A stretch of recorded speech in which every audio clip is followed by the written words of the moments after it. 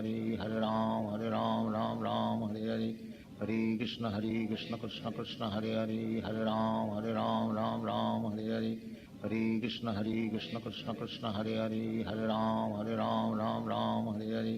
Hare Krishna, Krishna Hare Hare, Hare Ram, Ram Hare Hare. Hare Krishna, Krishna Hare Hare, Hare Ram, Ram Hare Hare. Hare Krishna, Hare Krishna devotees, please accept my humble obeisances. All good wishes for your Father and Good Maharaj. Richa Mati, are you on the call? Prabhuji, I think so. She is not in the call. Can I read, Prabhuji? Sure, Mati. Just, okay. Or if anybody want to read, they can read. Otherwise, I can read. Yeah, anyone would like to read? Okay, I can read. Or I can also read, Mati, because you read recently, I think, right? Let me read. Yeah, sure, Prabhuji. Om Namo Bhagavate Vasudevaya. Om Namo Bhagavate Vasudevaya. Om Namo Bhagavate Vasudevaya. Narayanam Namaskritya Naram Cheva Narottamam Devim Saraswatim Vyasam Tato Jayam Udirayet Nashtaprayeshu Abhadreshu Nityam Bhagavata Sevaya Bhagavati Uttama Sloke Bhaktir Bhavati Nastiki. So, let us Canto 4, Chapter 19. Title is King Prithu's 100 Horse Sacrifices. Text number 1. The great sage Maitreya continued. My dear Vidura, King Prithu initiated the performance of 100 horse sacrifices at the spot where the river Saraswati flows towards the east. This piece of land is known as Brahmavarta and it was controlled by Swayambhu Manu. Text 2. When the most powerful Indra, the king of heaven, saw this, he considered the fact that King Prithu was going to exceed him in fruitive activities. Thus, Indra could not tolerate the great sacrificial ceremonies performed by King Prithu. Text 3. The Supreme Personality of Godhead, Lord Vishnu, is present in everyone's heart as the Super Soul.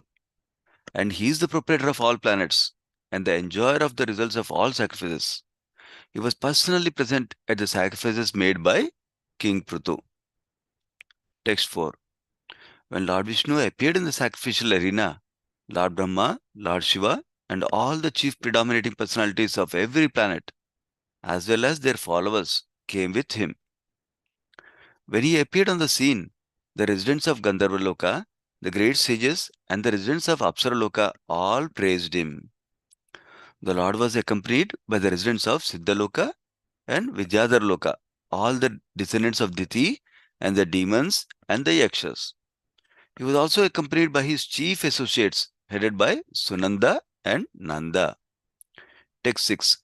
Great devotees who are always engaged in the service of the Supreme Personality of Godhead, as well as the great sages named Kapila, Narada, and Dattatreya, and masters of mystic powers, headed by Sanak Kumara, all attended the great sacrifice with Lord Vishnu. Text 7. My dear Vidura, in that great sacrifice, the entire land came to be like the milk-producing Kamadhenu, and thus, by the performance of Yagna, all daily necessities for life were supplied. Text 8. The flowing rivers supplied all kinds of tastes, sweet, pungent, sour, etc. And very big trees supplied fruit and honey in abundance. The cows, having eaten sufficient green grass, supplied profuse quantities of milk, curd, clarified butter, and similar other necessities. Text 9. King Prithu was presented with various gifts from the general populace and predominating deities of all planets. The oceans and seas were full of valuable jewels and pearls, and the hills were full of chemicals and fertilizers. 4 kinds of edibles were produced profusely. Text 10. King Prithu was dependent on the Supreme Personality of Godhead, who is known as Adokshaja. Because King Prithu performed so many sacrifices, he was superhumanly enhanced by the mercy of the Supreme Lord. King Prithu's opulence, however, could not be tolerated by the King of Heaven, Indra. who tried to impede the progress of his opulence. Text 11.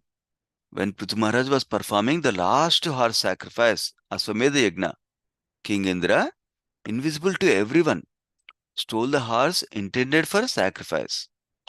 He did this because of his great envy of King Prithu. Text 12. When King Indra was taking away the horse, he dressed himself to appear as a liberated person. Actually, this dress was a form of cheating, for it falsely created an impression of religion.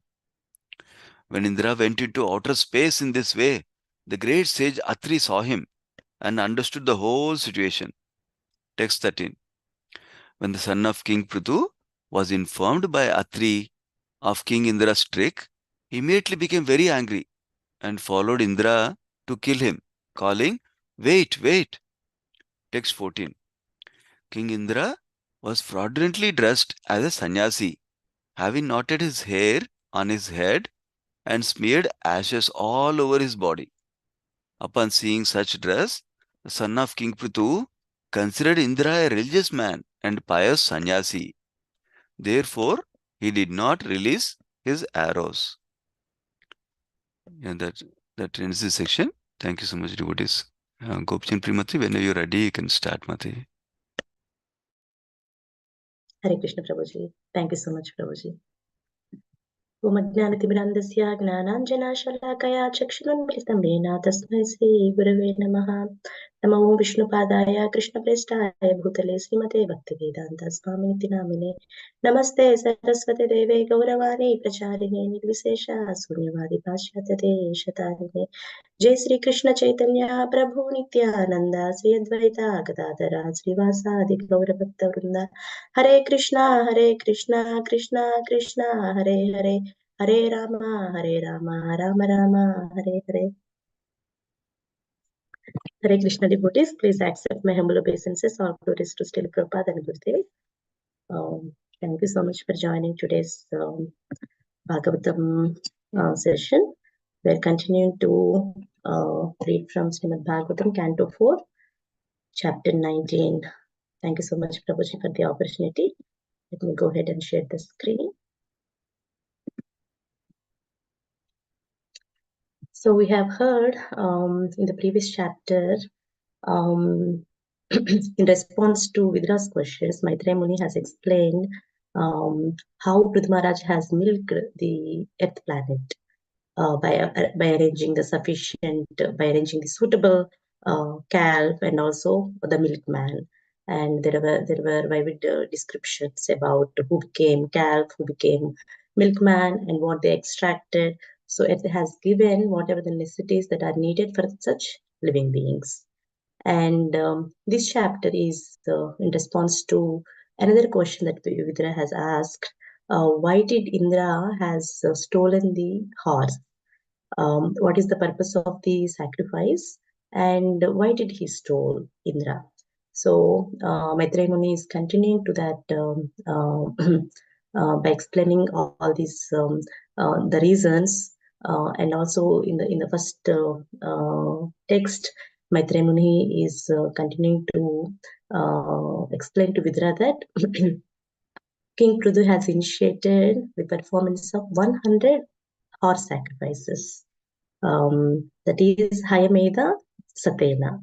Haya means horse. So he initiated that sacrifice at the spot of river Saraswati, which was flowing towards east. And that particular piece of land is called as Brahmavarta, and that was controlled by Swayambhu Manu. So we have also seen that in the episode of Kardamuni and Devahuti marriage, after Swayambhu Manu has given his daughter Devahuti to Kardamuni, he came back to Brahmavarta, Swayambhu Manu. That is the piece of the land, that is the kingdom, Swayambhu Manu kingdom, and all the citizens from his kingdom came to receive Swayambhu Manu. There we have seen the descriptions of Brahmavarta. In text 2, so after knowing that King Prithu was going to do 100 sacrifices, now King of Heaven, who is Lord Indra, he could not tolerate this because he has a track record of doing 100 sacrifices, horse sacrifices, and he could not tolerate, and he became so envious of Lord Prudu. So we can learn so many lessons from this chapter. And in the next classes also we will hear from the other devotees what are the lessons that we should learn from Indra not to do, and what are the lessons that we should learn by understanding what Prudu's responses. It's a beautiful chapter for all the lessons to learn from what to do, what not to do, from examples of both Indra as well as from the example of Prudu Maharaj. So in the purport, Prabhupada writes that it is whoever comes to this material world to enjoy or lord it over, like we are the enjoyers, we are the controllers. So those people, they're enemies of the others. And this propensity is also there in the King of Heaven, Indra. And we can see several examples how Indra has showed that envy, pride, anger in the revealed scriptures. Many examples. And why he does that? He does because he cannot tolerate anyone who may excel him, he's fearful that his position will be at stake. Somebody will come and take his position. So he cannot tolerate that, and he becomes envy, and he does some kind of mischievous things in order to stop such executions of sacrifices or mystic yoga performances. And when Vishwamitra Muni was doing meditation, he sent apsarasas to distract him, to stop his performances, because he doesn't want anybody to get his Indra seat. That is the symptom of envy. And here, because people in this material world, they are called Matsara, they are envious. And we see that in Srimad Bhagavatam, it starts in the first chapter that Bhagavatam is for the people who are non-envious, Nirmasara, and who are completely 100% pure in their heart. Srimad Bhagavatam is meant for those people. So then how come we are reading? How come is it that every one of us is Nirmasara, whoever is reading Bhagavatam now? What I was thinking is that it is only because of Srila Prabhupada mercy, everybody has got an opportunity to read, to hear, to speak, and also to give Bhagavatam. It is only because of Prabhupada mercy we got this opportunity. And by reading so, we will become pure. That is, whoever the Masara people becomes Nirmasara. So, and also in Bhagavad Gita, Krishna has mentioned that I'm giving this confidential knowledge to you, Arjuna, because you are non-envious of me. Idam guhyatamam pravakshami anasuyave. Because you are Anasuya, I'm giving this the most confidential knowledge, which is Bhakti Yoga. I'm giving this to you. So you can see that how the aspiration should be to become Nirmasara, which is non-envious. And here, Prabhupada explaining that there is no envy in the Vaikuntha planet. But in this material world, even the demigods in this material world, they are also not exempt from this envy. In text 3, so Lord Vishnu, who is present in everyone's heart as the super soul, and also he's the proprietor of all the planets, and he's the enjoyer of all the sacrifice. He was personally present at the sacrifice that is made by King Prudu. So we can see that Krishna is not just super soul, not just all pervading, not just time representation. He is also a person. He was personally present at the sacrifice. And in the purport, Prabhupada writes that so Prabhupada makes a clear distinction between Vishnu Tattva and Jiva Tattva. Vishnu Tattva is directly Supreme Personality of Godhead, whereas Maharaj Prudu, he belonged to Jiva Tattva. He is Shakti Avesha, he's empowered incarnation of Palana Shakti of Lord Vishnu, protection potency, but at the same time he is Jiva Tattva. And here the part and parcel is especially empowered in Prithu Maharaj. That's why it is called Shakti Avesha Avtara. And Lord Vishnu is here described as Harir Ishvara. So if you go to Sanskrit, then it says Harir Ishvara. Hari means this is another name of Lord Vishnu. So here Prabhupada says that he is Ishvara. He's the controller of everyone. He's a supreme controller. And Krishna is Ishvara Parama Krishna. He's a supreme controller. And he will take all the miserable conditions away from the devotees. So that's why he is called as Hari. And how come it is possible that whatever the condition that devotees have, whatever the situation that they are in, how come that Krishna takes away all the miserable conditions? Here it is the connecting verse from Bhagavad Gita 18.66. Sarvadharman parityajya mamekam sharanam vraja aham tvam sarva papebhyo mokshayishami ma sucha. So abandon all varieties of religion, just surrender unto me. Then I shall deliver you from all sinful reactions. Do not fear. Krishna is giving a promise that so I will take away all the miserable conditions from my devotees. So, and also Lord Vishnu is described here as Sarvatma, meaning that he is present in everyone's heart as the super soul. And he is a supreme teacher of everyone. He is the Sarvaloka Guru. And he is the Prabhu, he is the Supreme Lord. He is Sarvatma, he is present in everyone's heart. I'm sorry. So, Prabhupada gives a profound point that Krishna is Guru, he is the supreme teacher of everyone. He is Jagat Guru, he is Gita Charya.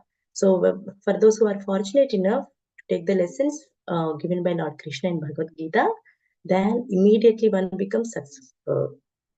So there are no better instructions to human society than Lord Krishna. That's why he is Sarvaloka Guru. Text 4. And when Lord Vishnu appeared in that sacrificial arena, so Lord Brahma, Lord Shiva, and all the chief predominating personalities of every planet and their followers came to that scene, and also they offered the glorification to Supreme Lord Vishnu. So we see that how Krishna Katha is going on everywhere, and the glorification is going on.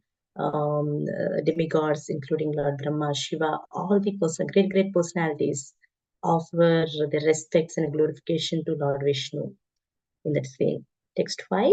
And the Lord was accompanied by the residents of different planets, Siddhaloka, Vidyadhara Loka, and he was accompanied by chief associates. They are headed by Sunanda and Nanda. So all great personalities, all divine personalities, great sages, mystic yogis, everybody was accompanied by Lord. Everyone is accompanied to Lord. So here, and also the great sages Kapila, Narada, Dattatreya, masters of mystic powers, and Sanaka Kumara, all 4 Kumaras, they were also present along with Vishnu. So it's nice to see all great personalities in one scene. So they all appeared at the sacrifice of Prithu Maharaj, because Lord Vishnu was present there. And text 7. So at in the sacrifice, the entire land became like milk producing Kamadhenu. Kamadhenu is the Surabhi cow that Prabhupada explains in the purport. And because of the performance of Yajna, all daily necessities for the life were supplied. So purport is so beautiful that Prabhupada explains that Kamadhenu is Surabhi cow, and it is from the spiritual world. And we see that we have that evidence from Brahma Samhita that Lord Krishna tends all these Surabhi cows in Goloka Vrindavan. Surabhir Abhipalayantam. And here Prabhupada explains that the Kamadhenus, they produce so much milk that we can we can also take so many other milk products, especially butter, which is required for great sacrifices. And here Prabhupada makes a point that in Bhagavad Gita, Krishna says that, so when this material creation, at the time of the material creation, Lord Brahma has created human society along with yajna. Yajna is the performance of sacrifice. So Krishna has given the mode of worshipping, the mode of sacrifice, and the process of sacrifice. And it is not concocted. It is there since the material creation, since the time of the material creation, when the human society and also the process is also given. The yajna process is also given. What is the purpose? The purpose is to satisfy Supreme Lord Vishnu, not to enjoy ourselves from the result of the sacrifice. Here, Prabhupada makes a point again here that in this age of Kali, what is the recommended process? What is the only process from Vedas? It is Yajna Sankirtana Praye. So only Sankirtana Yajna is recommended for this age because there are no qualified brahmanas, there are no qualified ingredients. That's why Sankirtana Yajna is so sublime and it gives the highest benefit for everyone.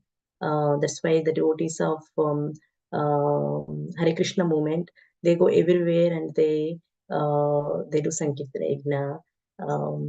So I'm also thinking that because of the Sankirtana Yajna is being performed by devotees, we are getting rains, we are getting the necessities, whatever is available, and we are using now.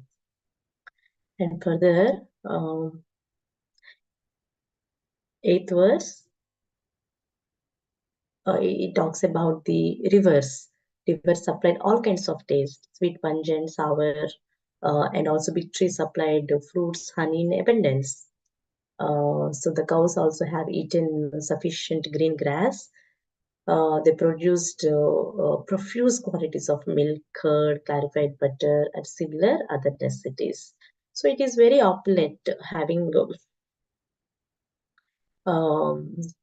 cows, having all these opulences, because I was also thinking that it is very practical, and whoever the environmentalist and the leaders, political government leaders, so normal leaders. So if anybody who reads from Srimad Bhagavatam, they will understand what are the responsibilities, what are the duties. With the example of Prithu Maharaj, we have been hearing these episodes for several weeks, how beautifully that Prithu Maharaj was protecting his citizens, and he was extracting taxes in a Vedic style, as well as he's punishing the offenders, and he's so compassionate to all the citizens. So we can hear by reading these, every leader can get so much benefit out of it, and they get knowledge and they know how to properly rule the kingdom, how to take care of his dependents. So many lessons that Prabhupada gives in the purports. So wonderful. So in the purport, he mentions that we should not disrupt the flow of river. So sometimes it may flood some land, but in either case, we should not disrupt, because the land becomes so fertile when the river water comes, due to which all kinds of vegetables, trees, and plants will grow nicely.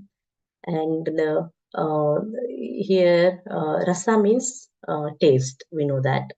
And all the taste are there within the earth. So as soon as the seeds are sown in the ground, then various kinds of trees will come to satisfy different taste.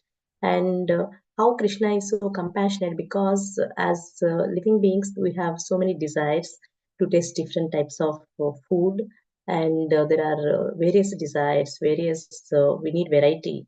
And Krishna is supplying all of them through the earth, so that we will fulfill those desires.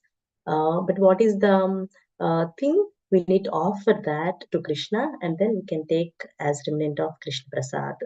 So he's very compassionate. He's not only supplying to human beings, he's supplying all these tasty food to all the living entities. Right. So in Isha Upanishad also it says that Purnamidam. It's the complete arrangement of the production of all necessities. Why he is doing this? The whole creation is meant, all these necessities are giving so that we can focus on the higher goal for self-realization. So that's why the whole system is so arranged that living entity must do his duty. And he doesn't want us to suffer, to endeavor too much for ordinary livelihood and to acquire more and more, or try to artificially make them up. We don't have to waste time in those things, and naturally they are made available by Krishna, so that we can make use of those, and also we can focus on the higher goal. Text 9. And we see here that all the predominating deities of the planets, they presented various gifts to King Prudu. And oceans and seas were full of valuable jewels and pearls. And Prabhupada explains all of them, each individually in the purport, that Prudu Maharaj was greeted by the residents, and they offered various gifts, because King Prudu has done so much service to them, and he did so much planning and activities throughout the universe in order to make everyone happy and prosperous. So as appreciation, gratitude, all the presiding deities of the planets, they're offering respects and also presenting various gifts. And Prabhupada says that oceans and seas are producing jewels, but in Kali Yuga, what people are doing, the oceans and seas are being utilized for fishing. That is so fashion for many people. So, but only Sudras and poor men were allowed to fish, but the higher classes people like Kshatriya, Vaishya, they would gather pearls, jewels. And also Prabhupada is making a logical point that how many millions of fish that will be equal to one pearl, right? There is no comparison. So, but foolishly, Sudras will do that. But oceans and the seas, they give us so many valuable jewels. And for those who are fortunate, Vedic abiding people, they can utilize them. And also here, hills, they automatically produce fertilizing chemicals. Those are natural chemicals. That is not artificial. So when the rains comes, I think Prabhupada makes somewhere in these purports, when the rainwater comes and fell on the hill, when they flow throughout the land, so they will carry those natural chemicals to the land, so that the land becomes fertilized, and it gives profound amounts of vegetables, fruits, etc. And 10th verse. So King Prudu was dependent on Supreme Lord Adokshaja. Prabhupada explains that in the purport. And because King Prudu performed so many sacrifices, he got the mercy of Supreme Lord. And because of King Prudu's opulence, King of Heaven Indra, he could not tolerate. That's why, because we know the reason, he became envious. Indra became envious. We already heard that. And that's why he tried to impede the progress of Prudu's opulence. See, this is the so he thought, he became envy in the beginning, and now he's acting upon it. So envy is also at different levels, thinking level, and also with their actions. So now Indra is going to show his envious nature in his actions. The purport Prabhupada writes that Prudu Maharaj is a great devotee of Lord Vishnu. And but he's a living entity, as he's a Jiva Tattva. Here, he did not forget his eternal relationship with the Supreme Lord, even though he is Shakti Avesh Avatara. So he is perfectly aware of his constitutional position and his living entity. So he did not forget the relationship. So, and Prabhupada explains how different types of people come and say that we are self-made God, we are incarnations. So they try to cheat the people. Here Indra is addressed as Bhagavan Indra. Indra because it is Indra is very exalted and powerful position, and he's even though he's very powerful, that's why he's addressed as Bhagwan. But now he's an ordinary because he's ordinary living entity in this material world. He possesses four defects of the conditioned souls, right? And which is cheating propensity, imperfect senses, we come under illusion. So Lord Indra is also, even though he's great personality, but he's a ordinary living entity. That's why he's not free from those four defects.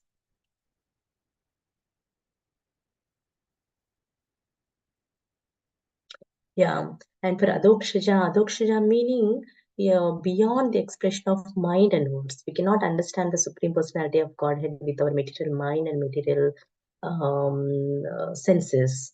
But out of his mercy, before the devotees, Krishna shows his virginal form.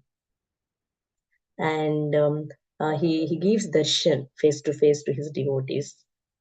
Even though he is beyond expression of our senses and beyond our perception. That's why Lord Vishnu is referred here as Adokshaja. Even though we cannot understand him, out of his mercy, he shows darshan to his devotees. And 11th verse, it is very, very important verse, and it is a reading verse for today. I'm sorry, 12th is a reading verse for today. Okay. So this one is, so now he's acting, Indra. So he's invisible to everyone, and he stole the horse intended for sacrifice. That's a horse sacrifice. So what he thought is that by stealing the horse, I can disrupt the sacrifice. Because he has a track record of doing 100 sacrifices, and Prudu has done 99 sacrifices already. And he doesn't want King Indra doesn't want Lord Prudu to excel his track record. That's why now he is stealing horse that is meant for Igna. Here in the purport, Prabhupada writes that animals sacrificed in Igna were not killed.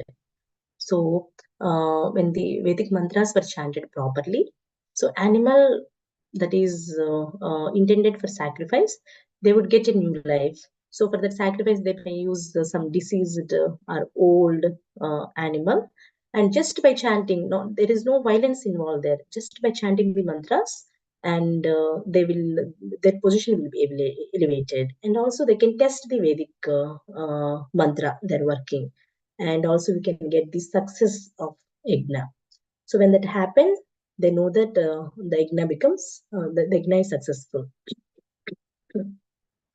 So Lord Indra became very envious, and he did not want anyone to excel him. So he became envious of King Prudu, and he makes himself invisible, and he stole the horse. Thus, he impeded the Igna performance. I'm sorry. Text 12. Now, what he's doing, he make up a plan that he dressed himself as a liberated person in saffron clothes, and he was clearly cheating with the saffron dresses, and he went to the outer space. Great sage Atri saw him, understood that his Lord Indra, and he understood the whole situation, and he conveyed to Prudu's son. The purport, it's very wonderful, that Pashanda means he's an imposter. So he's a very simple person, but he presents himself as a religious person. So because Indra took up the saffron colored dress now in order to cheat, so that people will people will believe him because he's in saffron robes. We also see that from Ramayana how Ravana had also came in saffron dress in order to cheat Mother Sita. So that's why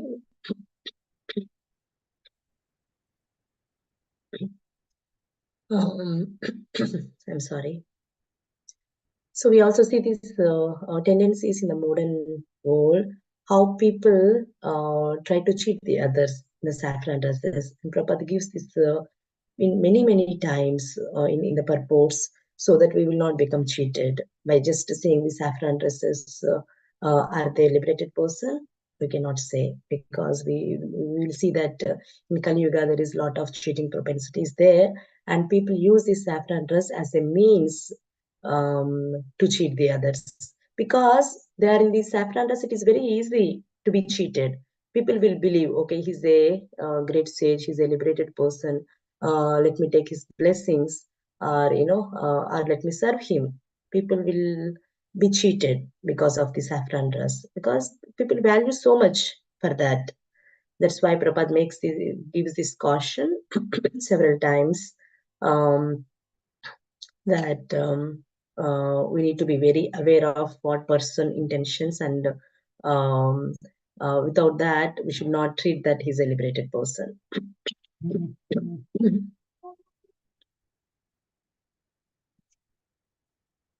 So Prabhupada gives the definition of who is a sannyasi and yogi. So one who offers the results of his activities to Supreme Lord is a sannyasi.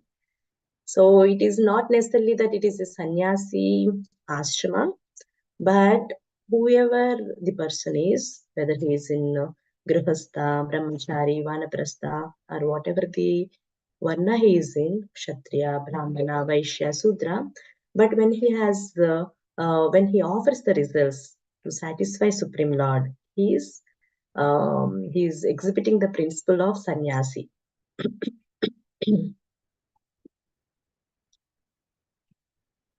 So, yeah, Prabhupada is saying here that cheating is very prominent in some ages, and in some ages it is not prominent. But we know that in Kali Yuga it is very prominent, the cheating propensity. And that's why Lord Chaitanya has mentioned that it is not for the sannyasi, do not take sannyas in the age of Kali, because of this caution given in the Vedas. And also, Prabhupada saying that unless one is very sincere and serious, he should not take up the order of sannyasa. So, because by using this order, people they cheat the public. So that's why that regulation or prohibition is given, that it is not for the people, not for the ordinary people. It is only for so advanced, elevated people. Sannyasa should be taken up in this age of Kali. Text 13.